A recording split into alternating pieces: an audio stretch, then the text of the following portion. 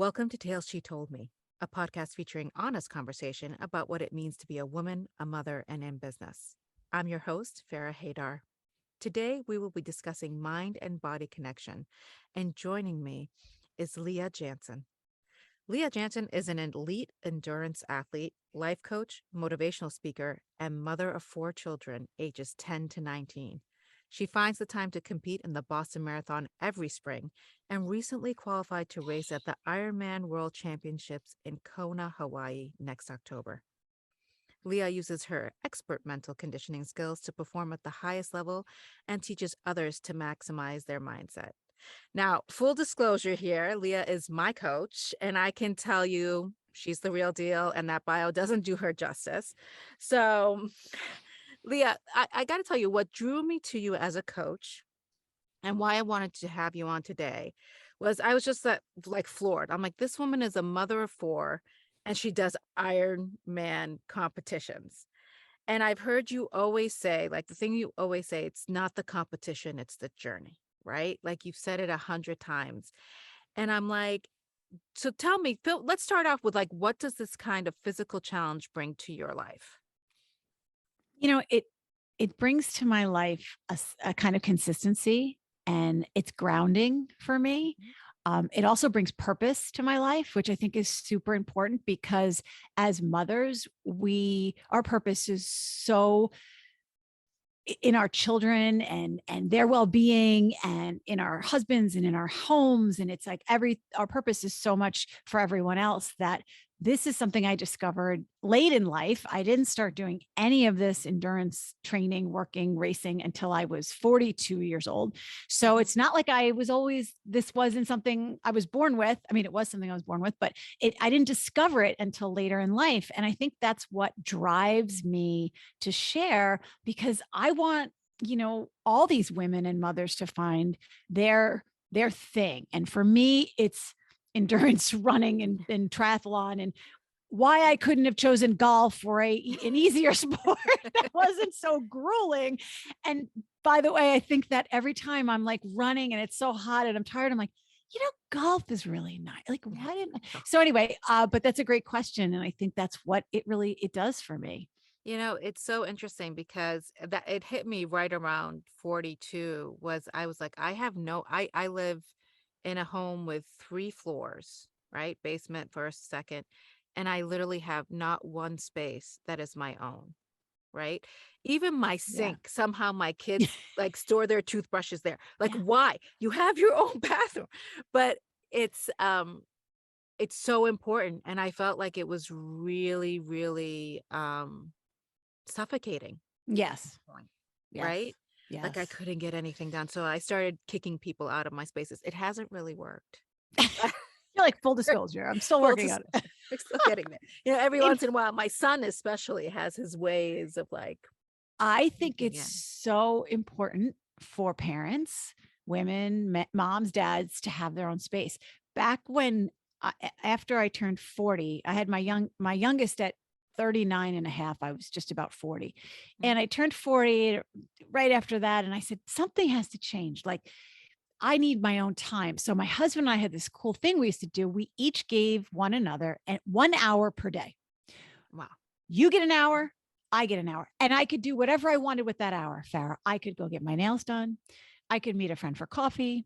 I could go for a walk. I could go to the gym. I mean, 1 hour. This is when I had a 1-year-old, a 3-year-old, a 4-year-old, an 8-year-old. Like, it was hectic in our house, and leaving the one spouse alone was a challenge. So you had to make that hour count, Farrah, right? Like, you were given this like gift and you were by yourself in the car, which was rare, or you were, you know what I mean? Like, you never went anywhere by yourself. So that's when it all started. And I started going to the gym and I had my 1 hour, and that's what I chose to do. And, I started to zero in on what made me happy. And at the time, like, I didn't want to get my nails done. That would be nice, but it wasn't a priority. And once you sort of figure out, you narrow it down and say, this is what brings me joy. This is where I feel like I could be myself, and I'm alone, and I have a purpose. And then I come home and I was better. I was a better mom. I was just in a better mood. And then you kind of take things in stride. But I also used to say that I wanted my bedroom to be my bedroom. Like, there's toys all over this house. I have 3 floors like you. Basement is theirs. The living room is theirs. The den they own. The kitchen table, everything was consumed with toys and children. I said, no toys in my room, no children in my bed. That is my space. And like, I need it. I need my bathroom. I need my space. So I think it's important. It's okay for women, for mothers to have their own space. You're not being selfish. You're putting up boundaries. And I gotta tell you, this whole concept of women shouldn't have their own space is so relatively new. Like, so I'm the youngest of 9, you know this. So my eldest sister is about 16 years older than me, and she had kids very young. I had kids very late. So there's a huge, like, by the time I had my first child, her kids were like in married and stuff. And I remember her when I would, be with the toddlers and, oh my God, I can't do this because, and she was just like, this is ridiculous. She's like, you're a mom, yes, but that's not all you are. And it's not all you should be. She's like, you can't just give up every single other responsibility you have outside of this. And it's okay to have your own time. Like, I remember when I had my first kid, I had her in August. My sister was getting remarried in November. And I was planning to bring my baby with me. And my sister said, you know what? I really don't want a young child at my wedding. Fine, no problem. And I was just really struggling with it. And my elder sister was like, why are you struggling with this? Like, this is your time. You have the right to be a sister and show up for your sister. Yeah. Even if your child's a newborn. And it's such a, like, they brought up their kids in the 80s, 90s, right? I brought them up in the, 2000s. And the way we think about motherhood and parenting is very different. And I will also say, like, coming from the Middle East, coming from being Lebanese, in Lebanon, it's also like, it's unacceptable for you to give up every single duty and responsibility you have just to be a mom. Like, you're expected to be a mom, but again, you're surrounded with a tribe, right? Like, there are people that can help you and stuff. So you can just drop everything. Right. Yeah. You're not expected to drop everything. So I think right now in our modern life, we have to create that. Okay. So you said that you started later on in life. I'm going to follow up on with a kind of question. How do you think, when you look at yourself pre to now, how do you think it's affected your creativity and productivity, both whether in the negative or positive, or, do you think it's done you a favor? That's a great question. And I have my best ideas when I'm running. Yeah. Always. I mean, it allows me to connect with nature outside. I don't have phones to look at or social media to distract my train of thought. So you have this stream of consciousness that's just going. So creativity wise, it's enhanced it for sure. Productivity wise, sometimes it can be a hindrance because I spend so much time training that eats into a lot of my productivity time. And I always say, like, training for an Ironman, it's like a part-time job. I mean, it's just, it's all consuming. So, I do lose a little bit of time from that perspective because I have to train daily, sometimes twice a day. It's what foods I eat. Everything has to be prepared and thought about. And so I do lose productivity time. However, I feel like it's given me an opportunity to get more in touch with my creative side, which I never considered myself a creative person. I'm like, I always lumped everyone into categories. You're an athlete, or you're an art person, or you're a music person, or you're a book person. That was like it. And I was the athlete, right? Yeah. I can't draw a straight line with a stick, with a ruler. Like, I can't. I'm like, I've artistic 0. So I was like, I'm not creative. Meanwhile, I am creative beyond the definition of creativity in my head. So to answer your question, I think it's enhanced it because it gives me time to really to think and to visualize. I see things when I run and bike and stuff. Like, I think about things and I process so much. It's therapeutic for me. It really is. And I come back and I'm like, okay, I need to write stuff down because I get to write it down while I'm running because I don't want to stop. But I think of these great ideas or just reminders, or just I process like what happened with my kids or that conversation I had with my husband or my friend. I'm like, So that's sort of where it's almost forced reflection because it's like I'm just doing it because that's where my head is going. And I'm outside, I'm in nature, I'm looking at it's just cool to me. I know Yeah. not everybody feels that way about running, but I know it's like moving meditation, right? Like yeah, that's what I've heard exactly. runners say. Yes, exactly. Moving meditation. Totally. No, I'm not really a runner myself. I try, but I'm more of a walker, It's probably better for you walking probably. than running. Running is yeah, it's really hard on the body.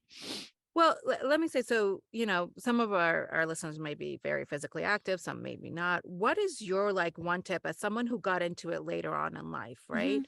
What is your one tip for someone who hasn't been very physically active in the past to kind of make this part of their routine?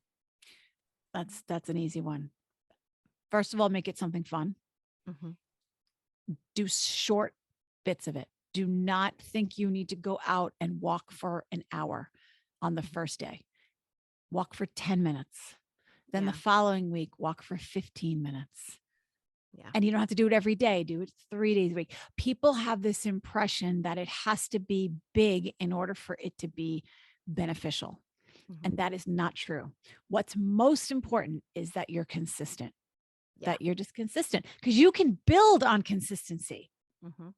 You can build. So my saying was always consistency over intensity. I don't care how hard you run or walk or whatever, as long as you're doing it on a daily basis.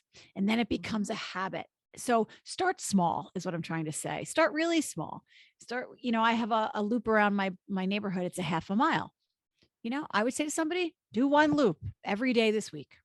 Yeah. 5 days this week. Then next week, see how you feel. Maybe you increase it. And before you know it, what used to seem daunting and overwhelming, like there's no way I could do 5 loops. You're doing 5 loops like nothing. And then you start, because what happens, Farrah, is once you start, then other things fall into place where you're like, well, wow, I just walked 3 miles. I don't want to eat that junk food. I want to Hmm. do good for myself. And it's one thing leads to another. And that's how it started. That's how it started for me. I mean, and I think I've talked to a lot of people about this because it's something I'm very passionate about. I want everybody to have the benefits of exercise. Like, Hmm. but do something you like. Don't go running because that's what you think you should do. It Yeah. doesn't have to be running. It could be riding your bike. It could be walking. I think walking is the most underrated exercise ever. I think Yeah. it's the best thing. The only thing about walking for me is that it just takes a long time. Yeah. I can run faster and get it done faster because I don't have the time. But when I get older and I have more time and, I will walk and walk and walk. I just love it. So that's my best advice is just to start really small, 10 minutes a day, 3 days a week, 15 minutes, Yeah. 20. And next thing you know, you're real and you build confidence that way, Farrah. You You really know, do. you know what the difference too, sometimes I think is you are training to do a marathon. So you have to be able to, run a certain miles in a Yeah. certain amount of time, et cetera, right? Most people, if they're just getting physically fit, are not that they don't have that kind of goal, right? So if Right. you want to dance naked in your living room for Go for 15 it. minutes a day, if that makes you happy, go for it. I Because love the it. honest truth is you don't need to make sure like you're not a bodybuilder that's going to need to show Right. certain muscles. You just want to be fit and the endorphins come out. So Yes. I agree. Starting with something like I started, I started walking because it was easy. It was the Mm. easiest thing. You throw on your shoes and you go. There's no Yes. investment, and honestly, no one can talk to you during the walks, It's right? very true. But I remember a time in my life where walking a mile was like, wow, Right. and Yeah. then doing a 5K was like, oh my God, biggest accomplishment ever. I did a 5K. And then, I built from that to doing a half marathon. Don't know if I'll ever do a marathon, but Never so I say agree never. with you. I said the There same. is, Start small and keep it simple. Make it fun. Don't put obstacles in your way. Just throw on a pair of sneakers. Don't think you have to have the perfect this and you have to wear the perfect outfit. And we throw up all these barriers and obstacles and make it like, oh, I can't do that. And find a friend. I mean, the best thing to do is have a buddy to meet for a walk. That will always keep you accountable. That's if you have that luxury of someone who will meet you for a walk, that's a bonus. well, but how does age factor into it, right? Like, I feel like one of the things that I hold back just to, knock my barrier down, Leah, is Mm, that I feel like because I'm older, it's much harder to get that physically fit hmm and that maybe it's not good for me. Like, how do age, as someone who got into it older, I mean, you Yeah. got into it when you were older. Yeah, I mean that's a great question because but that's people's excuse. I'm getting older. It's not good for me. It's bad for my joints to do this or that. It's Mhm. bad to sit on the couch. It's bad to not move. You know, what I mean? Like and like I said before, it doesn't have to be running a half marathon. It can just be walking. It can be light weights. It can be yoga. Like I mean, every study out there shows that as we age, we need to keep moving and use it or lose it. It's going to rust if you don't move it. It's gonna, you know what I mean? Like that's how I look at it. And it doesn't have to be painful. It Yeah. can be, women our age need to be doing more weightlifting, using weights Yeah. for bone health, and people have this preconceived notion about weight training. Oh, I'm going to get bigger. I'm going to be bulky. Do you know how difficult it is to To bulk gain up. Yeah. muscle, to bulk up? I did CrossFit for 2 years, maybe more than that. Mhm. I couldn't get a muscle on me if you, I mean, they were like, they were at the gym, like, we need to give you more protein powder. I said, I'm good. Thanks. Like, I don't, but it's very difficult, but that's always like this thing. Well, I'm going to get bigger. No, you're going to burn more calories if you have more Mhm. muscle mass. And so just, debunking some of those myths about things that are not good for us as we age. I mean, again, we have to take better care of ourselves as we age. We have to rest. We have to eat properly and hydrate. Those are going to mitigate some of the things that could happen to us as we age. We don't want to be in pain. If your joints hurt, take care of them. Make sure you're, again, fueling properly and hydrating and Mhm. doing ice baths if that's what Yeah. everyone. I met this guy yesterday. I was talking to this coach and he said, "What is your anti-inflammatory program?" I said, "I'm sorry, what?" I said, "What do you mean?" He goes, "What do you do about inflammation?" I'm like, I guess not enough." He's like, Hmm. you really should be. I said, "Oh my goodness." And sometimes, full disclosure, I can be lazy about the recovery stuff. That's Yeah. something I need to work on. But as we age, we need to take that into consideration, rest properly, sleep. And if it hurts, don't do it. Like if it Yeah. hurts, like that's not good for you. But I don't think age is a limiting factor. I really don't. Hmm. That's my belief. So one of the things that fascinates me, and I agree, I know it's my excuse, but because I've done it. So one of the things that fascinates me though about the, tough competitions, no, I don't even know or tough events like Ironman, Hmm. etc., is that I don't think necessarily it's just about physical fitness, right? Like the mind plays such a big, like, so I'm curious, since you've done a couple of Ironmans, right? You've Hmm. done two so far, and Yes, Kona will be your third. correct. So so now that you've done it, like what do you think has been your greatest lesson mentally from doing stuff like that? Mm, that's a good question. It's all about your mindset and your mental toughness in those races. I just did a race on Sunday and I struggled mentally during the race in the run portion, which is the last leg of a triathlon. And normally that's my strength. And I was really like, I've done a lot of research about this, and there's something that they call step in the hole mentality. And that's when runners want to find a hole that they can accidentally step into, so that they can finish, their race can be over. It's like, Oh man, they yes, want to this is, hurt themselves. yes, they literally they hope they step in a hole so that their race can be over. It's real. And I had that step in the hole mentality a lot during my race on Sunday. And I said, I kept talking to myself. I said, Leah, just keep moving. Okay. You have to talk to yourself because every excuse in the book is coming at you. Your, Mhm. your brain's main job is to protect you. And if Yeah. it senses that you are in pain or you are struggling, it wants you out. Oh boy, red alert. We got to get out of here. This isn't good for us. So if you don't prepare to combat those thoughts ahead of time, Mhm. you will succumb to those thoughts. And I saw people all over the race course just walking, like, Yeah. because you say to yourself, I don't need to do this. Mhm. Nobody cares what I run. Um, it's good enough just to be here. I'm doing a triathlon, for crying out loud. So all these thoughts run through my head too. Leah, you have nothing to prove. Yeah. Who cares what you finish, what place you finish in? No one cares. And that's the truth, Baron. No one cares, but I care. Yeah. I care. It's for me and no one else. So when I get to the end of my race, the pain of regret is 10 million times worse than the temporary pain I'm in. I will not be able to live with myself at the end of that race if I did not give it my all. So on Sunday, as I contemplated stepping in every hole and having all kinds of pains in my stomach, and my calf was bothering me, and all these different things were going on, real or not, who knows? The body goes through crazy things. I kept running, and I finished the race, and I was in second place. And I was so proud of myself, not because of the physical thing, back to your question, physical versus mental. It was that I mentally gutted it out. Yeah. I mentally gutted it out, and I didn't want to. And there was a girl that finished with me, and she and I ran part of the race together. And at the end, she was so happy to be done. That's the happiest day of your life. The moment of your life is when you finish a race. And she started crying.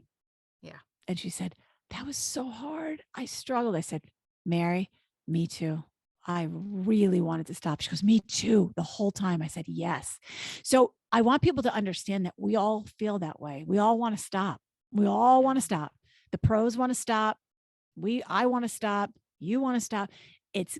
But to have that, what's going to keep you going mentally, to persevere through that, because those barriers are temporary. It's like, and then you kind of get through it. So I slowed down a little bit, Farrah, in the race. I said, okay, Leah, you know what? Just back it off, get comfortable, and just keep moving. Yeah. And then all of a sudden I started feeling better, right? I started feeling better. And then I'm like, oh, I'm at mile 10. I'm getting there. Like 20 more minutes and this is over. Like, so once you get to that point, you're like, oh my God, I'm going to do this. I'm almost done.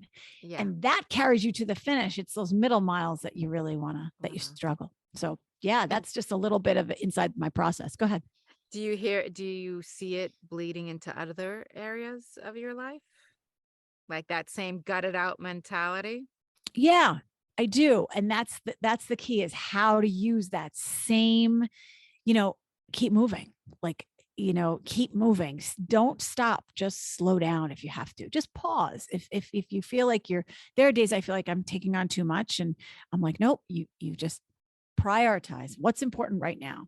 Just slow down, gather yourself, get into a good rhythm, and keep moving. So, sometimes when things are zooming at us too quickly, it's like, whoa, I can't do this. I want to stop.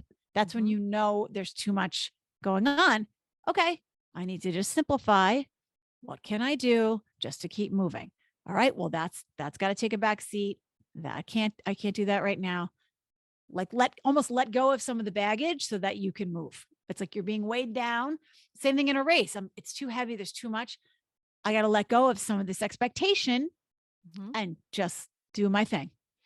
So I've heard some criticism like recently about some of these tougher competitions, especially like Tough Mudder and stuff, that, it's people think that, you're being too tough on yourself. It's actually self-abusive, etc. What I kind of like, I don't know if I can get down with that, but I'd love to hear your perspective on it. Like that those races are too hard and they're too hard, and people doing them are abusing themselves, and the culture around them, just keep running through the pain, that it's kind of an abusive or bad culture to be around. I think the only negativity to that culture, Farrah, is that that's for everyone. And somehow if you're not abusing your body and in extreme pain, that you're not doing enough. That's the message I disagree with. If you want to go out there and run through mud and electric wires and jump into rivers, go for it. I don't care. But I don't like this over the message that we have to do 100-mile races and that you have to run for 24 hours in order for it to be like, the harder it is, the better it is somehow. That I disagree with. But some people are endurance junkies. They're thrill seekers. Like that's what That's what makes them feel alive. So I'm not here to argue that for them. If that's what they want to do and push themselves, like you look at David Goggins, you know who he is, right? Yeah. Yes, of Okay. course. Yeah. So his whole thing is like, we're only using 40% of what we're capable of. So I'm going to flip it over for you. And I'm going to say that sometimes we're not doing what enough. Like we're capable of so much more than we think. We have that governor that slows us down and says, no, you can't do that. You're 50, Yeah. Leah. You're 50. You're a mother. What are you doing? And Yeah. I'm like, I'm doing what I want to do and I'm in control of myself. And Ironman's people look at me like I'm insane. They're like, people that are my age and they look Yeah. at me like, I can't even get out of bed in the morning. My knees are killing me. How do you do that?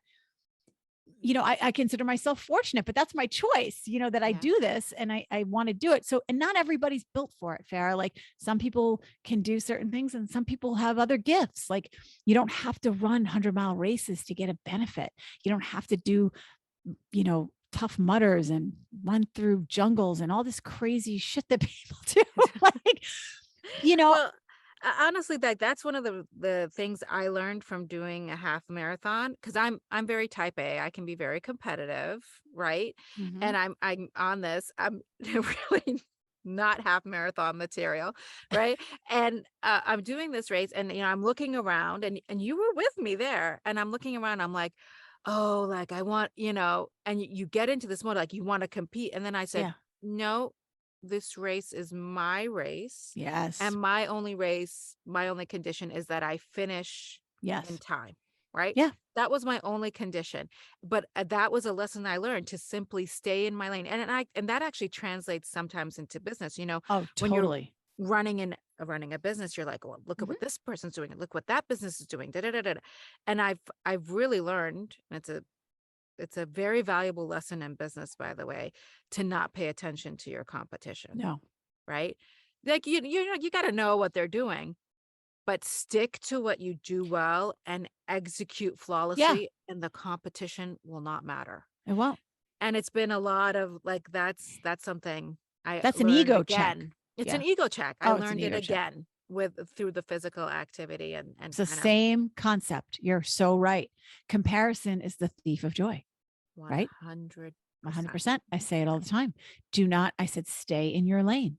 Yeah. Stay in your lane. Like stay on your own mat. In yoga, people go to yoga classes, right? And they look around. Wow, that woman's leg is over the back of her head and I can't even touch my toes. Yeah. You can't do that. You can't compare yourself to that person. And in business too, we're all moving in at our own pace, doing our own thing. And you can't say, well, she's ahead of me and this one's been doing. No, you have to do your journey on Yeah. your terms, but it's ego. That's the problem. And most people who are business owners, entrepreneurs, athletes are, guess what? Type A, Right. competitive, want what they want when they want it. Hello, like, Yeah. right, you're looking at her. So I get it. And when we don't get what we want when we want it, we're like, what's wrong? What's going on here? Mhm. So it's a lot of ego and sports too. And you have to have expectations that are manageable. You have to say, this half marathon this is not my wheelhouse, right? Yep. Farrah? Was not. But that was the win. The win was Yeah. putting yourself in a situation that was not comfortable.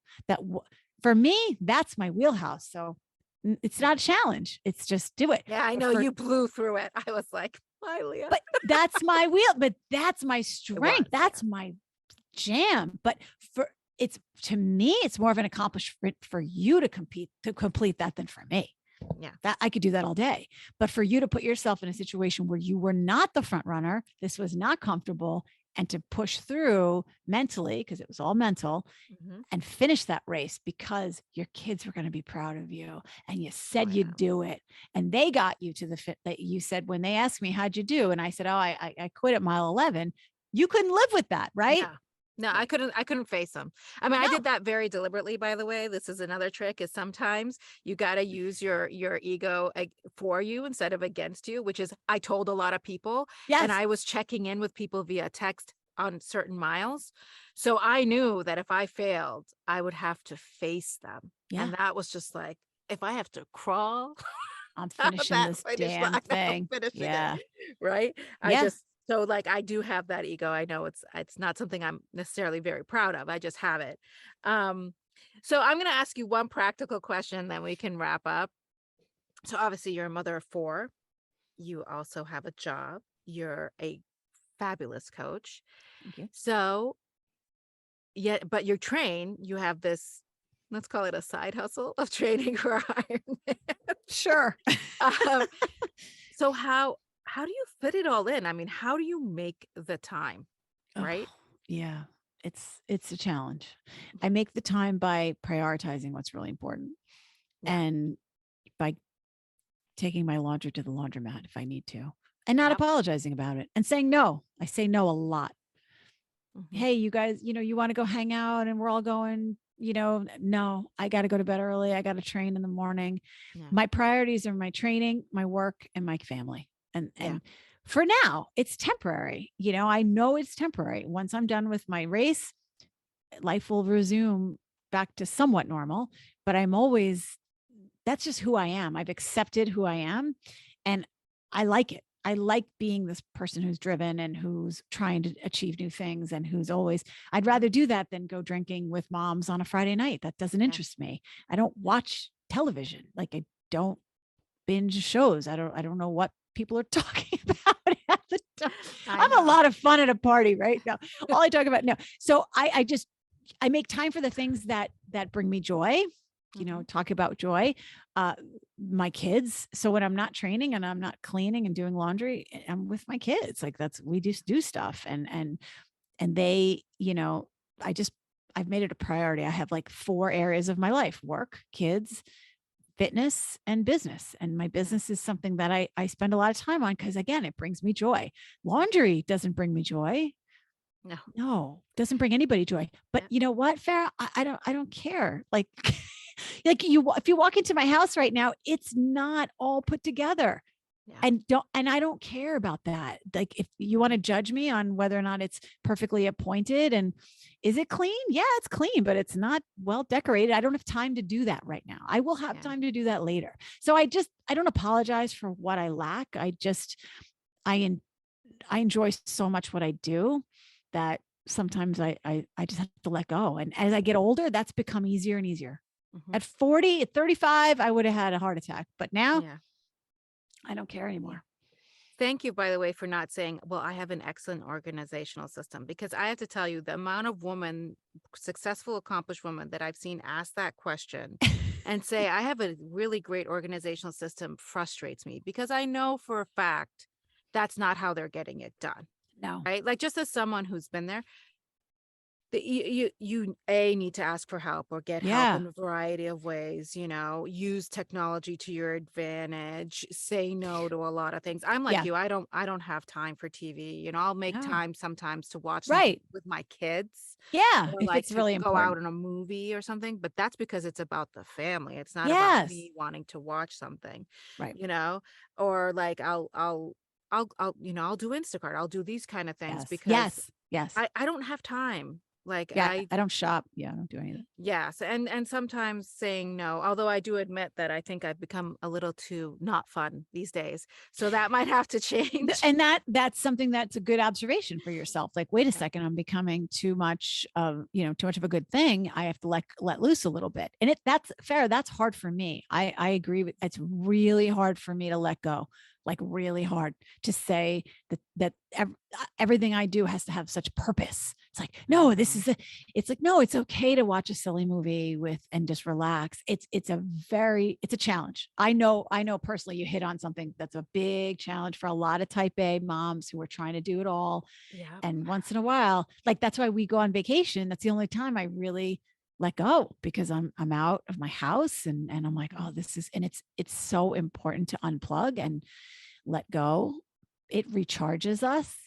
It reprioritizes things, right? You're like, Yes, it does, but ooh, oh man, it is hard. hard. And I know I'm like I am the most foolish person in the world. Like, I'm complaining about being on vacation. Not complaining, but I'm just like, really, must we? Like, can we just shorten it a little bit? And Like, this is one of the complaints my husband has about me. He's like, "Are you kidding?" Right.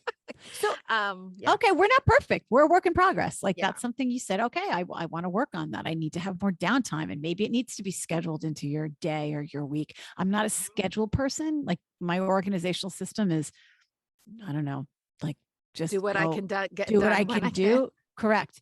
I had a babysitter who has been with me for 9 years and she was my secret sauce Hmm. and she would put my kids on the bus in the morning and then do my laundry and put it away. Oh, yep. And it I was have glorious. people. And she just retired. And Elaine, if you're listening, I miss you every day. Hmm. And I don't know what I'm going to do this year, Farrah, but I'll figure it out. Like, Yeah. you have to Well, be your kids are a confident. little older They're too now, older. They're right? older. It's managing the house. That's the problem. It's not, it's the laundry with all these people and sports and Yeah. I the mean, I kids. used to bring Oh, someone in to pick up the kids and do laundry and yes. prep dinner. Yes. Dinner is It another never thing. was perfect. I don't know why I No. could never get it to work, but it was enough that it got Yeah. me through, when they were younger. So if you're out there and you're struggling, get help. You're not Get supposed to help. do You're it not a alone. martyr. Like, but there's no badge for doing it all. Like you don't have to do it all. Like there's nowhere it says, oh, I have to do this everything. But some women look at it like a badge of honor. And meanwhile, they carry around with them a lot of resentment and a Mhm. lot of frustration because they're taking on everything. And Yeah. that's why I'm open about my inadequacies and my house that's needs decorating and it's a mess. And I'm like, you know what? I don't care. Like you judge me all you want. Yeah. I'm not going to let the sweat the small stuff.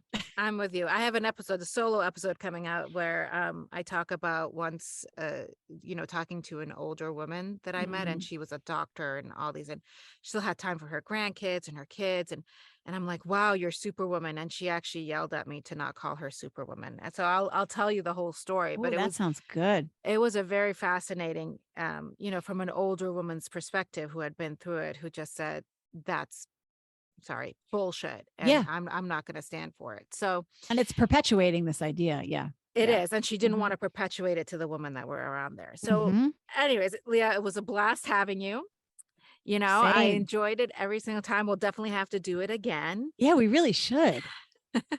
And if you're out there listening and you wanna hear more from Leah and learn how you can get scrappy, you can catch her on Instagram at Leah Jantzen or on the web at leahjantzen.com. You can even schedule a free call to see if Leah is the right coach for you. As always, I'd love to hear from you about this episode. What does mind body connection look like to you? Hit me up on Instagram or Facebook at Farrah Haidar. Also, I'm giving away a PDF of some of the best quotes we've had on the show, beautifully designed to print, cut, paste, whatever you like. Email me at farrah@farrahhaidar.com and title it Quotes. Talk to you soon. Till then, chase your happy.